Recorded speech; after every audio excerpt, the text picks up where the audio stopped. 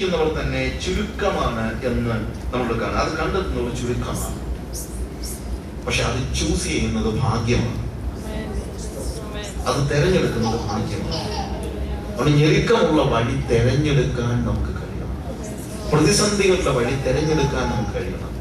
ഒരു easy going, അതാണ് easy ആകുമ്പോഴത്തേക്ക് ചർച്ചിന് ആൾ കൂട്ടും.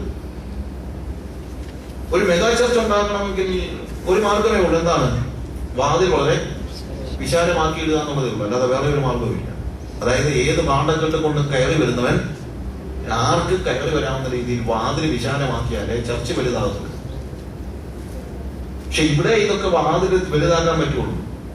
മുകളിലോട്ട് ചെല്ലുന്ന വാതിൽ ഒരിക്കലും വലുതായിരിക്കത്തില്ല, ഇടുക്കമുള്ള വാതിലാണ്. ആ ഇടുക്കമുള്ള വാതിലിൽ യാതൊരു എക്സ്ട്രാ വെയിറ്റും കൊണ്ടുപോകാൻ പറ്റത്തില്ല. എക്സ്ട്രാ വെയിറ്റുമായിട്ട് കർത്താവിന്റെ അടുത്ത് വന്ന എല്ലാ ആളുകളും അത് കളയേണ്ടി വന്നിട്ടുണ്ട്. ഞാൻ ഭയങ്കരമായിട്ട് ടെംപ്റ്റഡ് ആയിട്ടുള്ള ഒരു സന്ദർഭം, പലപ്പോഴും ടെംപ്റ്റഡ് ആകുന്നൊരു കാര്യമുണ്ട്. ഞാൻ സുവിശേഷം അറിയിക്കുന്നത് പലപ്പോഴും പാവങ്ങളുടെ അടുത്താണ്. ഈ സഭയിലൊക്കെ വന്ന് ഇതെല്ലാം പറയുമ്പോഴും ഞാൻ ആലോചിക്കും, എടാ ഈ ആഫ്രിക്കക്കാരനെ അടുത്ത് പിന്നെയും ക്രൂശുമൊക്കെ പ്രസംഗിക്കുന്നത് വാസ്തവത്തിൽ എനിക്ക് തല്ലുകാരുടെ കേസല്ലേ. ഈ ഉമ്മർ ഓൾറെഡി വറചട്ടിക്കകത്ത് കിടക്കുന്നത് പോലെയുള്ള അനുഭവമാണ്. അതിനിടയ്ക്ക് പിന്നെ അവനടുത്ത് പോയി കഷ്ടവും പ്രയാസവും ഒക്കെ പ്രസംഗിക്കുന്നത് ശരിയാണോ? അവനോടൊക്കെ പാവങ്ങളോട് മോനെ നീ കർത്താവിനെ അനുസരിച്ചാൽ നിന്നെ കർത്താവ് അനുഗ്രഹിക്കാൻ പോകുകയാണെന്നൊക്കെ പറയാൻ ഒരു ടെംപ്റ്റേഷൻ എനിക്ക് പലപ്പോഴും ഉണ്ടായിട്ടുണ്ട്. പാവങ്ങൾ അപ്പൊ ഞാൻ അവരോട് പിന്നെയും ഈ ക്രൂശും മറ്റേത് മുറിച്ചതൊക്കെ പറയുന്നത്, ഉപേക്ഷണമൊക്കെ പറയുന്നത് ശരിയാണോ എന്നുള്ള സംശയം ഉണ്ടായപ്പോഴാണ് കർത്താവിന്റെ ഒരു കാര്യം പഠിപ്പിച്ചത്. കർത്താവ് ഇടപെട്ടത് ഇതുപോലുള്ള വാർത്തകളുടെ അടുത്താണ്, അല്ലേ? പത്രോസും യാക്കോബും യോഹന്നാനും, very poor people. Most of the disciples of Jesus, they were poor.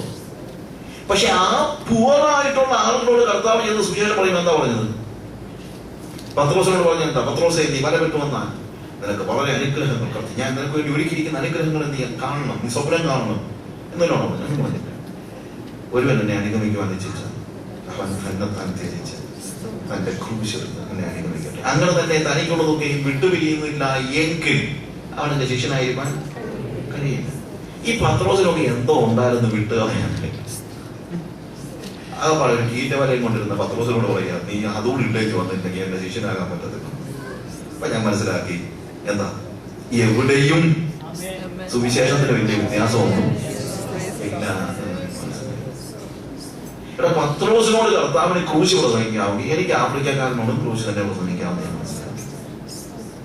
Hallelujah. അപ്പൊ ആളുകൾ പറയുന്നത് ജനങ്ങൾക്ക് ആവശ്യമുള്ളതല്ല, ജനങ്ങൾക്ക് ആവശ്യം മനസ്സിലാക്കണം, അവരുടെ പ്രതിസന്ധി മനസ്സിലാക്കണം. എന്നാൽ അവരുടെ ഏറ്റവും വലിയ പ്രതിസന്ധി എന്താണ്? അവരുടെ പാപത്തിൽ നിന്നുള്ള വിടുതലാണ്. അതൊക്കെ മനസ്സിലാക്കുക. അതിൽ നിന്നുള്ള വിമോചനമാണ്. എല്ലാവരും പറഞ്ഞു കിടന്നത് എനിക്ക് വളരെ ഇഷ്ടമല്ല ഉള്ളത്. ഒരാൾ പറഞ്ഞു, സാക്ഷി ഞങ്ങളൊക്കെ പ്രോസ്പെരിറ്റിയുടെ പ്രവാചകന്മാരാണ്, പക്ഷെ നിങ്ങളൊക്കെ പട്ടിണിയുടെ പ്രവാചകന്മാരാണ്. നിങ്ങളൊക്കെ പോവർട്ടിയുടെ പ്രവാചകന്മാരും ഞങ്ങളൊക്കെ പ്രോസ്പെരിറ്റിയുടെ പ്രവാചകന്മാരും. ഞാൻ പറഞ്ഞു, എന്റെ പൊന്നു പാസ്റ്റർ, ഞാൻ പട്ടിണിയുടെ പ്രവാചകനൊന്നും അല്ല, എനിക്കതൊന്നും ഇഷ്ടമുള്ള കാര്യം. എനിക്ക് പട്ടിണി കിടക്കുന്നൊന്നും ഇഷ്ടമൊന്നുമില്ല. ആരുടെ പട്ടിണി കിടക്കുന്ന ഇഷ്ടം ആണോ? എനിക്ക് പട്ടിണി കിടക്കുന്ന അത്ര സുഖമാണെന്നൊന്നും എനിക്ക് തോന്നുന്നില്ല. ആണോ? ഒന്നുമല്ല. പക്ഷെ വേറെ കാര്യമുണ്ട്, പട്ടിണി അല്ല എന്റെ ഏറ്റവും വലിയ പ്രശ്നം എന്നുള്ളത് എനിക്കറിയാം. ഈ പട്ടിണി അല്ല എന്റെ ഏറ്റവും വലിയ പ്രശ്നം. എന്റെ ഏറ്റവും വലിയ പ്രശ്നം പാപമാണ്. ആ പാപത്തിൽ നിന്നുള്ള വിമോചനമാണ് എനിക്ക് ആവശ്യമായിരിക്കുന്നത്. അതിനുവേണ്ടി എന്താണ്, എന്റെ എല്ലാ എക്സ്ട്രാ വെയിറ്റും കളഞ്ഞിട്ട് എനിക്ക് കടന്നു വരാൻ പറ്റത്തുള്ളൂ.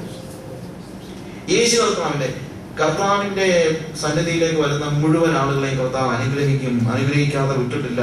ഒരിക്കൽ ഞാൻ എൻ്റെ ഒരു സുഹൃത്ത് നമ്മുടെ ബൈബിൾ ക്ലാസ്സിൽ അറ്റൻഡ് ചെയ്തിട്ട് സുവിശേഷം വേണ്ടി തീരുമാനമെടുത്ത് അദ്ദേഹം ബൈബിൾ സ്കൂളിൽ പോകാൻ നേരം ഒരു മീറ്റിംഗ് നടന്നപ്പോഴത്തേക്ക് അവിടുത്തെ പാസ്റ്റർ ഈ പുസ്തകത്തിൽ, ഈ കറുത്ത പുസ്തകം കൈകളെടുത്തിട്ടുള്ള ഒരാളെയും കർത്താവ് അനുഗ്രഹിക്കാതെ, ഭൗതികമായി അനുഗ്രഹിക്കാതെ വിട്ടിട്ടില്ല.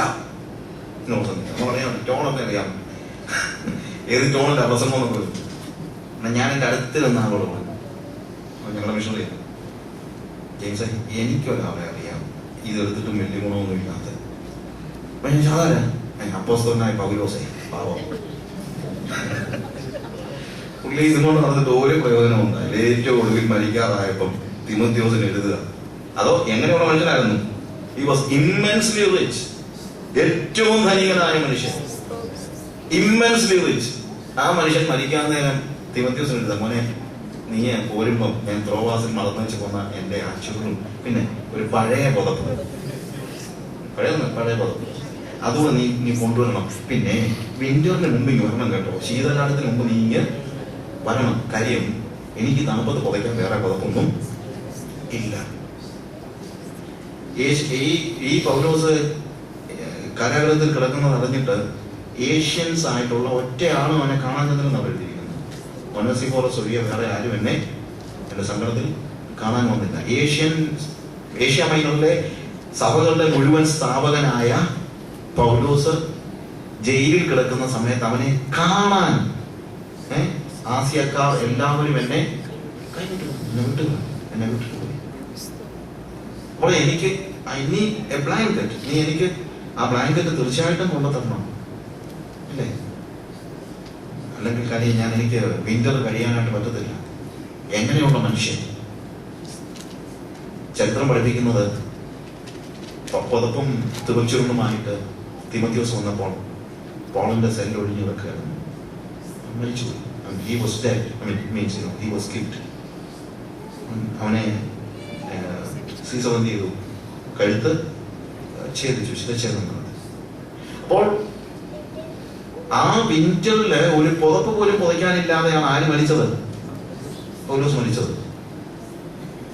കർത്താവിന് വേണ്ടി ശരിയായിട്ട് അധ്വാനിക്കാഞ്ഞത് കൊണ്ടാണോ? അതോ വിശ്വാസം? നമ്മൾ പറയുന്നത്, നമ്മുടെ മിക്ക വിശ്വാസത്തിന്റെ അപ്പോസ്തലന്മാരും പറയുന്നത്, എനിക്ക് വിശ്വാസം കൊണ്ട് അതുകൊണ്ട് എനിക്ക് കാറ് കിട്ടി, നിനക്ക് വിശ്വാസം ഇല്ലാത്തതുകൊണ്ട് നീ സൈക്കിളെ കൊടുക്കാൻ ഇല്ലേ?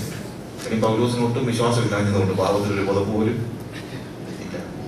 എന്തായി പറയുന്നതിന് എന്തെങ്കിലും ഒരു ന്യായം വേണ്ട. വെറുതെ എന്തെങ്കിലും കാര്യങ്ങൾ പറഞ്ഞിട്ട് വലിയ അർത്ഥമുണ്ടോ?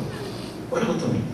ഈ ടെലിവിഷന്റെ പ്രസംഗമൊക്കെ കേട്ട് കഴിഞ്ഞാല് ഇവർ ഈ വേദോസം എങ്ങനെയാ എനിക്കത് അറിയണോ? അതിനെ കുറിച്ചൊക്കെ പറഞ്ഞു കഴിഞ്ഞാൽ ഞാൻ ഒത്തിരി പറയുന്നുണ്ട്. നിങ്ങളെങ്കിലും മനസ്സിലാക്കണം, വേദോസം മനസ്സിലാക്കണം എന്താ ഇവിടെ പറയുന്നത്. കർത്താവ് പഠിപ്പിച്ചത് എന്താണ്? ഇടുക്കുവാതിലൂടെ അകത്ത് കിടക്കും, വിശാലമായ വഴിയെ അല്ല, ഞെരുക്കമുള്ള വഴിയിലൂടെ. കർത്താവിനെ അനുഗമിച്ച ആരെയും അവൻ അനുഗ്രഹിക്കാതെ വിട്ടിട്ടില്ലെന്ന് പറഞ്ഞു കഴിഞ്ഞാൽ, ഞാൻ വായിച്ചിട്ട് കർത്താവിനെ അനുഗമിച്ച സകല ആളുകൾക്ക് നഷ്ടമേ ഉണ്ടായിട്ടുള്ളൂ. ആർക്കാ ലാഭം ഉണ്ടായിട്ടുള്ളത് എന്ന് പറഞ്ഞേ? ആർക്ക്? യേശുവിനെ അനുഗമിച്ച ഏതെങ്കിലും ശിഷ്യന് ഒരു ലാഭം ഉണ്ടായ കണക്കെന്ന് പറഞ്ഞത് ആർക്കെങ്കിലും? പത്രോസിനോ, യാക്കോബിനോ, യോഹന്നാനോ, അവന്റെ പിന്നാലെ പോകാൻ തയ്യാറായി വന്ന സക്കായിക്കോ? സക്കായി വാസ് ചീഫ് ടാക്സ് കളക്ടർ അല്ലേ? ചുങ്കക്കാരിൽ പ്രമാണിയായിരുന്ന സക്കായി. അവൻ ഇറങ്ങി വന്നു കഴിഞ്ഞപ്പോൾ നമ്മളായിരുന്നു പറഞ്ഞ, സക്കായി നീ യേശുവിനെ കാണാൻ ഇറങ്ങി വന്നത് കൊണ്ട് നീ ഇപ്പോൾ ഒരു ടാക്സ് കളക്ടർ ആക്കി നിന്നെ ഫിനാൻസ് മിനിസ്റ്റർ ആക്കുവാൻ ഇതൊക്കെയാണ് നമ്മൾ പറയുന്നത്. ടാക്സ് കളക്ടറെ ആരാക്കും? ഫിനാൻസ് മിനിസ്റ്റർ ആക്കുന്നവനാണ് ഇല്ലേ? പക്ഷെ സക്കായി ഇറങ്ങി വന്നപ്പോഴത്തേക്ക് സക്കായി പറയുന്നത് എന്താണ്? കർത്താവേ, ഞാൻ എന്റെ സ്വത്തിൽ പകുതി ദരിദ്രർക്ക് കൊടുക്കാം. അപ്പൊ തന്നെ പകുതി പോയി. ചതിവായി എന്തെങ്കിലും വാങ്ങിയിട്ടുണ്ടെങ്കിൽ 4 ഇരട്ടി മടക്കി വാങ്ങിച്ച് നല്ലൊരു ശതമാനം ചതിവായിട്ടാണെന്ന് നമുക്കറിയാം. അപ്പൊ അതിന്റെ 4 ഇരട്ടി മടക്കി കൊടുത്താൽ പാവം പിടിച്ച പത്രോസിനേക്കാളും യാക്കോബിനേക്കാളും എന്താണ് ദരിദ്രനായിട്ടാണ് അവൻ മടക്കി പോകുന്നത്. ആലോചിച്ചു. And also think about the man who was A rich ruler. ഒരു ധനികനായ പ്രമാണിയായ മനുഷ്യൻ. അവൻ കർത്താവിനോട് പറഞ്ഞ്, നിത്യജീവനെ പ്രാപിക്കാൻ ഞാൻ എന്ത് ചെയ്യണം? കർത്താവ് പറഞ്ഞു, നീ നിനക്കുള്ളത് വിറ്റ് ദരിദ്രർക്ക് കൊടുക്കുക, പിന്നെ വന്നെന്നെ അനുഗമിക്കുക. കർത്താവ് പറഞ്ഞറിയാമോ? എക്സ്ട്രാ വെയിറ്റ് എല്ലാം കളഞ്ഞിട്ട് പോകാൻ മോനെ, എന്നാലേ ഇങ്ങോട്ട് കയറാൻ പറ്റത്തുമെന്നാണ്. അവൻ വളരെ ധനികനായതുകൊണ്ട് കച്ചിതുറും കൊണ്ട് കയറുകയാണെങ്കിൽ അത്രയും വലിയ അങ്ങനത്തെ ചർച്ച വല്ലതും ഉണ്ടോ എന്ന് നോക്കി അവൻ പോയതാണ് അല്ലേ? ഇവിടെ വന്നു കഴിഞ്ഞാൽ പഠിപ്പിക്കുന്നത് ഭയങ്കര കഷ്ടമാണ്. എന്തോ ഭയങ്കര കഠിനമായ ഉപദേശം പഠിപ്പിക്കുന്നത്. അതുകൊണ്ട് ഉപദേശത്തിൽ എന്താണ് അത്ര കടുപ്പിടുത്തമില്ലാത്ത ആളുകൾ അല്ലേ, അല്ലെങ്കിൽ കുറച്ചുകൂടെ മാന്യമായിട്ട് കാര്യങ്ങൾ പറയും. The way of Jesus, it was not a compromising way. He was not ready to compromise. അവൻ ഒരിക്കലും ഒരു ഒത്തുതീർപ്പിന് തയ്യാറായിരുന്നു. അവൻ പറയുന്നു, you want to enter into the kingdom of God. സ്വർഗ്ഗരാജ്യത്തിലേക്ക് പ്രവേശിക്കുവാൻ നീ ആഗ്രഹിക്കുന്നു എങ്കിൽ